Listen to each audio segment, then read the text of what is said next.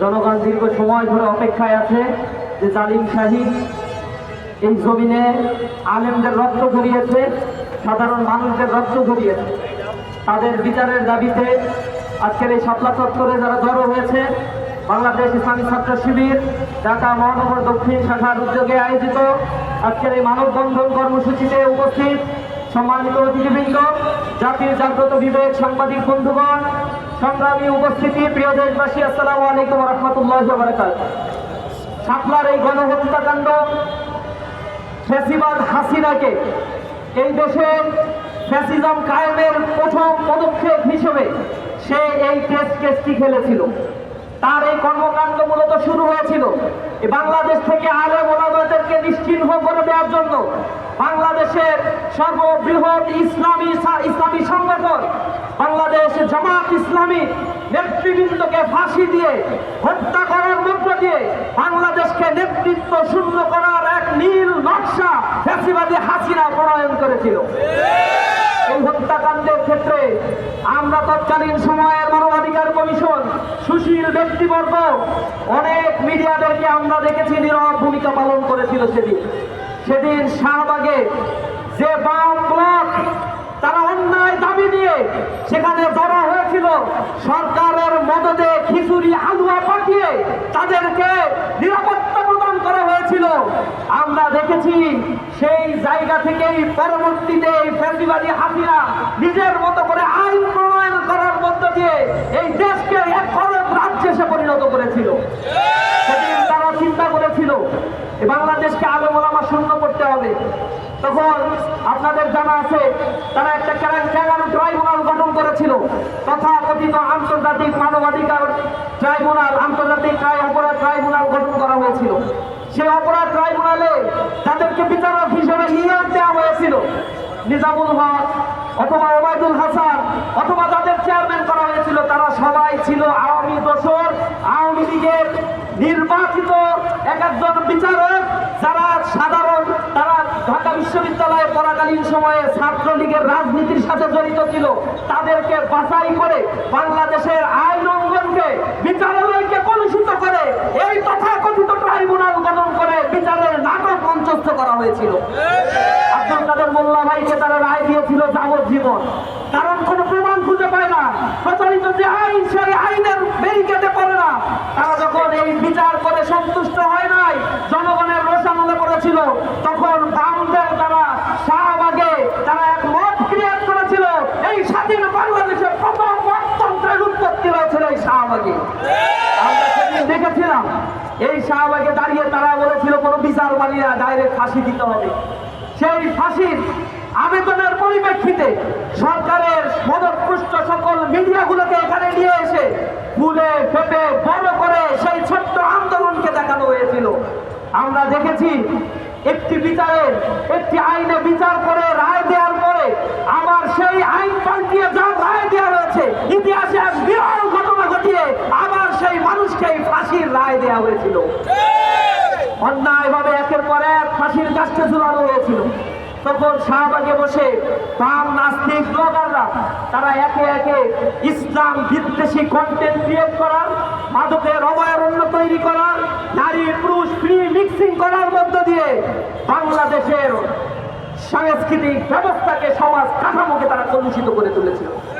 সেখানে ব্লগাররা একের পর এক আমার প্রিয় নবী হযরত মুহাম্মদ মুস্তাফা সাল্লাল্লাহু আলাইহি ওয়াসাল্লামের নামে, কুরুচিপূর্ণ তার পরিবারের নামে ন্যাক্কারজনক শব্দ তারা ব্যবহার করেছিল।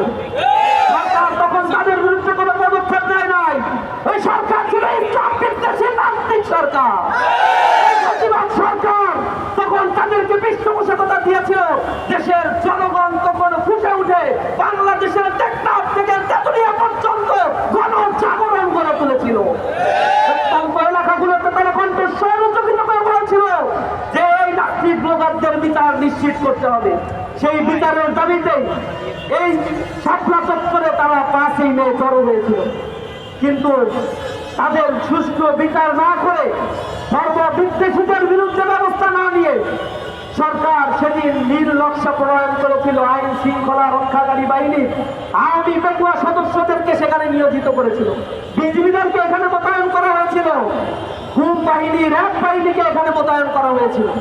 এরপরে তারা নতুন নকশা করে গভীর রাতে রাত 2:15 সময় তারা সকল আলো নিভিয়ে দিয়ে গণ হত্যাকাণ্ড এখানে ঘটানো হয়েছিল। ওই গভীর রজনীতে প্রায় 1,55,000 রাউন্ড গোলা বারুদ ব্যবহার করা হয়েছিল নিরস্ত্র মানুষের উপর। আঞ্জুমান মফিদুল ইসলামের রিপোর্ট মতে তারা বলছে 229 জন 42 লাশ তারা সেদিন দাফন করেছিল। সরকার বলেছে সার্চ লাইট দিয়েও নাকি মৃত্যুর সংখ্যা খুঁজে পাওয়া যাচ্ছে না। দুইটা মানবাধিকার তাদের মদত পুষ্ট কিছু মানবাধিকার কমিশন বলছে 11 জনের লাশ পাওয়া গেছে।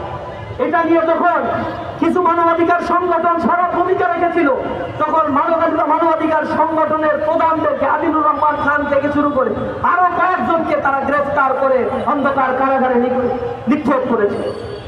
পরের দিন আবার ন্যাক্কারজনক ঘটনা ঘটিয়েছে।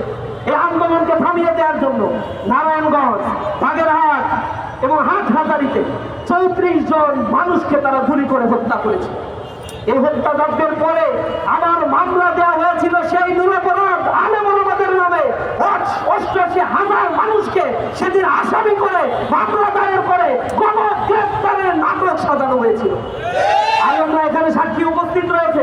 হেফাজতের সেই মামলায় আমরা কারাগারে গিয়ে দেখেছি 5 বছর, 7 বছর, 10 বছর করে তাদেরকে রাষ্ট্রদ্রোহী মামলায় গ্রেফতার করে অবর্ণনীয় নির্যাতন করা হয়েছে কারাগারের প্রকোষ্ঠের মধ্যে। জেলখানায় নিয়ে গিয়ে রিমান্ডের নামে তাদেরকে বরণ করানো হয়েছিল। এই রক্তগুলো কথা বলেছে। এই ইতিহাস আমরা ভুলে যাই নাই। ফ্যাসিবাদ এই ইতিহাসকে ধামাচাপা দেওয়ার জন্য মিডিয়াগুলো যাতে নিউজ করতে না পারে, তখন দিগন্ত টেলিভিশন, ইসলামিক টেলিভিশন, চ্যানেল 1 এমন প্রতিপক্ষসহ অনেকগুলো মিডিয়ার উপরে তারা হস্তক্ষেপ করে বন্ধ করে দিয়েছিল।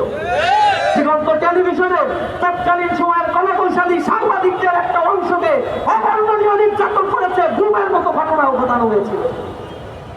মিডিয়াগুলোকে করায়ত্ত করে হুমকি দেওয়া হয়েছিল যাতে নিউজ না করা হয়। ফ্যাসিবাদ উৎপাদনের কেন্দ্রে পরিণত হয়েছিল এই শাপলা প্রান্ত। স্বচ্ছ রক্তের দাগগুলো এখনো আমরা ভুলি নাই। সেই রক্ত আমাদের দেখে দেখে এখনো কথা বলছে। শাপলার সেই রক্তের অভিশাপ জুলাইয়ের 24-এ এসে লেগেছে। তার আগুনে তারা নিক্ষিপ্ত হয়েছে, ফ্যাসিবাদ পতিত হয়েছে, তারা দিল্লিতে গিয়ে পালাতে বাধ্য হয়েছে। আমরা বলতে চাই, ইন্টারিম গভর্নমেন্টের সময় আমরা এখানে দাঁড়িয়ে মানববন্ধন করে দাবি করেছিলাম, স্মারকলিপি দিয়েছিলাম, সরকারের দৃষ্টি আকর্ষণ করেছিলাম। আন্তর্জাতিক অপরাধ ট্রাইব্যুনালে তাদের মামলা দায়ের করা হয়েছিল। সেই মামলার ক্ষেত্রে আমরা ধীর গতি লক্ষ্য করছি। সরকার ইতিমধ্যে বলেছে জুলাইয়ের মধ্যে এই শাপলার গণহত্যার রায় তারা দিবে। আমরা বলতে চাই, কোনো তালবাহানা আর কাউকে সন্তুষ্ট করার জন্য যদি কোনো রায় দেওয়া হয়, জনগণ আবার রাস্তায় নেমে শাপলার শহীদের হত্যার বিচার নিশ্চিত করার জন্য চেষ্টা করবে ইনশাআল্লাহ। আমরা বলতে চাই, আপনারা শিশু বিচার করুন। সেদিন আপনারাও ভুক্তভোগী ছিলেন। শাপলার ওই সময়ে গণহত্যা পরবর্তী মানুষ ফুঁসে উঠেছিল, হাসিনা বিরোধী মনোভাব মানুষের মধ্যে ছিল। কিন্তু রাজনৈতিক দল হিসেবে আপনারা সেদিন বিরোধী দলের যে ভূমিকা পালন করার দরকার ছিল, কিন্তু মাত্র ভূমিকা পালন না করে সরকারের সাথে আঘাত করে সেদিন রাজনীতি আপনারা করেছিলেন। রাস্তায় নামেন নাই, কোনো প্রতিবাদ আপনারা করেন নাই। আমরা সেই ইতিহাস ভুলি নাই। আমরা বলতে চাই, সেই রক্তের ঋণ শোধের সময় এসেছে। যে মানুষ